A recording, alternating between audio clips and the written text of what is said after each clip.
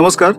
सकाळ प्रकाशनाच्या पुस्तक समजून घेताना या पॉडकास्टमध्ये मी प्रसन्न कुलकर्णी आणि मी तेजस्विनी गांधी आपल्या सगळ्यांचं स्वागत करतो. सगळ्यांना माहिती आहे ना उद्या मत कोणाला द्यायचं? कुणाला द्यायचं? आपल्याला द्यायचं. कोणाला द्यायचं म्हणजे हा नाही प्रश्न विचारायचा काही. आम्ही देऊ चला द्यायचं त्याला. चलो द्यायचं त्याला देऊ. मी जीएस होणार आहे कॉलेजचा. आता जीएस नंतर लगेच आमदार मग खासदार मग केंद्रात. आपला विषय तसा आहे. एवढ्या उड्या मारतोयस? हा मग. पण मग तुला भाषण देता येतं का? शिकतोय मी भाषण द्यायला. अरे बापरे, मी इथं कसलं एवढी भाषणबाजी करतोय आमच्या समोर? तुम्ही मत दिलं पाहिजे ना, म्हणून तो भाषण करतोय मी. आम्ही देऊ कोणाला द्यायचं त्याला मत? बरं. भाषण करता येतं का तुला? भाषण म्हणजे हा जमतं आपल्याला, काही विषय नाही तो. मग कोणाची भाषणं बघितलीस भाषण करता येतं म्हणे? बरेच आहेत, राजसाहेब आहेत, बरेच आहेत भाषण म्हणजे. हो, पण मग तू डॉक्टर अमोल कोल्हेंना ऐकलंयस कधी? हा, डॉक्टर अमोल कोल्हे म्हणजे ते छत्रपतींचा रोल करायचे तेच ना? हा, म्हणजे संभाजी महाराजांचाही करायचं. हो, संभाजी महाराजांचे पण करायचे. हो बरोबर. मग ऐकलीस का त्यांची भाषणं? ऐकलीस कधी अमोल कोल्हेंची भाषणं? ऐकलीत, 1-2 ऐकलीत बरं का. कुठे? टीव्हीवर. आणि कुठं ऐकली? तुला माहितीये का, त्यांच्या भाषणांवरती एक पुस्तक आहे, संसदेत गरजतो शिवनेरीचा छावा. त्यांची संसदेतली काही निवडक भाषणं आहेत ना, त्याचं भाषांतर केलेलं आहे. हा का? हो. म्हणजे सगळी भाषणं आहेत त्याच्यात? हो, सगळी नाही आहेत, पण काही निवडक भाषणं आहेत, त्यांची गाजलेली भाषणं आहेत. मग चांगलं आहे, मी वाचतो एकदा. आणि तुला गरज आहे वाचायची ते पुस्तक. म्हणजे? कारण संवाद फेक कशी असली पाहिजे, कसं बोललं पाहिजे. संवाद फेक म्हणजे विषयच नाही ना. हा, असं विषयच नाही ना आपला, असं नाही भाषण करतायत.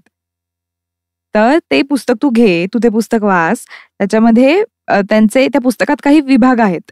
त्यात पहिल्या विभागामध्ये 23 उल्लेखनीय भाषणं आहेत. विभाग म्हणजे विषय, वेगवेगळे विषय. हा, विषय वेगवेगळे, बरोबर. मग आता त्यात शेती आहे, शेतकरी आहे, किंवा किल्ल्यांची काय दुरावस्था आहे, आपले जे किल्ले आहेत त्याची, तो विषय त्यांनी मांडलाय. रेल्वे स्थानकांचा विषय मांडलेला आहे, किंवा चाकण विमानतळ होणार आहे त्याचा विषय मांडलाय. आधी रुग्णालय मग संसद भवन असा एक विषय आहे. मुद्दे तर सगळे ओकेच आहेत, मी पुस्तक वाचतोच आता. किंवा अभिव्यक्ती स्वातंत्र्य असतं प्रत्येकाला, जसं आम्हालाही आहे की आम्ही कुणाला मत द्यायचं, तुलाच दिलं पाहिजे ही बळजबरी नाहीये. अगदी. तर त्या अभिव्यक्ती स्वातंत्र्यावर पण आहे भाषण. बैलगाडा शर्यतीवर आहे, आशा सेविका आहेत त्यांच्यावर आहे, कांदा उत्पादनावर आहे. आणि एक फार छान शीर्षक आहे तिथल्या एका भाषणाचं, मला ते आता म्हणजे खूपच तेव्हाही आवडलं. राम लल्ला तो आ गए, राम राज्य कब आएगा, असा एक विषय आहे.